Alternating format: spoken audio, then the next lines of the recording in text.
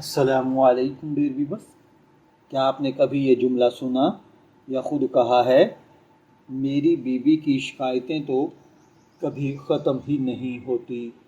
لیکن کیا واقعی مسئلہ صرف شکایتوں کا ہے یا ان شکایتوں کے پیچھے کوئی ایسا درد، احساس یا ضرورت چھپی ہوئی ہے جسے ہم سمجھ نہیں پا رہے؟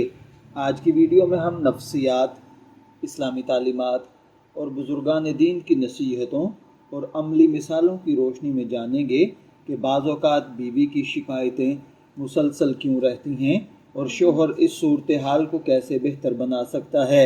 اس ویڈیو کو آخر تک ضرور دیکھیں کیونکہ آخری نقطہ بہت سے گھروں کی زندگی بدل سکتا ہے۔ علم نفسیات کے مطابق اکثر خواتین اپنی بات منوانے سے زیادہ اپنی بات سنے جانے کی خواہش رکھتی ہیں۔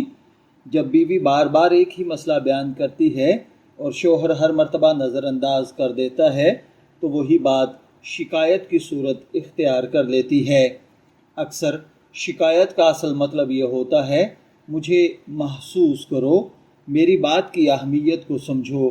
دوسری وجہ جذباتی توجہ کی کمی ہے۔ محبت صرف کھانا، کپڑے یا اخراجات پورے کرنے کا نام نہیں۔ اگر شوہر پورا دن مصروف رہے لیکن روزانہ چند منٹ بھی محبت، گفتگو اور توجہ نہ دے تو بیوی خود کو تنہا محسوس کر سکتی ہے۔ اس کے بعد چھوٹی چھوٹی باتیں بھی بڑی شکایت بن جاتی ہیں۔ تیسری وجہ ادھورے وعدے ہیں۔ جب بار بار وعدہ کیا جائے لیکن پورا نہ ہو تو اعتماد کمزور ہونے لگتا ہے۔ مثلاً اس ہفتے کہیں چلتے ہیں، میں جلدی گھر آؤں گا، میں یہ مسئلہ حل کر دوں گا۔ اگر یہ وعدے مسلسل ٹوٹتے رہیں تو شکایتیں بڑھنا فطرتی بات ہے۔ چوتھی وجہ تعریف کا فقدان ہے۔ ہر انسان اپنی محنت کی قدر چاہتا ہے۔ اگر بیوی گھر سنبھالتی ہے، بچوں کی پرورش کرتی ہے اور اپنی ذمہ داریاں ادا کرتی ہے لیکن کبھی اس کی تعریف نہ کی جائے تو دل میں احساس محرومی پیدا ہو سکتا ہے۔ صرف ایک جملہ، اللہ تعالیٰ تمہیں جزائے خیر دے، تم بہت محنت کرتی ہو، بعض اوقات کئی شکایتوں کا خاتمہ کر دیتا ہے۔ پانچویں وجہ مسلسل موازنہ ہے۔ اگر شوہر اپنی بیوی کا موازنہ دوسروں سے کرے تو یہ اس کی عزت نفس کو متاثر کرتا ہے۔ اسلام عزت کی تعلیم دیتا ہے، مقابلہ کرنے کی نہیں۔ قرآن کریم میں اللہ تعالیٰ کا فرمان ہے، اور ان کے ساتھ بھلے طریقے سے زندگی بسر کرو۔ یہ آیت ہمیں سکھاتی ہے کہ اچھا اخلاق، نرم گفتگو اور حسن سلوک ایک کامیاب ازدواجی زندگی کی بنیاد ہیں۔ نبی کریم صلی اللہ علیہ وآلہ وسلم نے فرمایا، تم میں بہترین وہ ہے جو اپنے گھر والوں کے لیے بہترین ہو۔ اس حدیث سے معلوم ہوتا ہے کہ بہترین مسلمان وہ ہے جو اپنے خاندان، خصوصاً اپنی بیوی کے ساتھ حسن اخلاق سے پیش آئے۔ حضرت علی سے منسوب ایک مشہور حکمت یہ ہے، دل محبت سے جیتے جاتے ہیں، سختی سے نہیں۔ ازدواجی زندگی میں بھی یہی اصول کامیابی کا راز ہے۔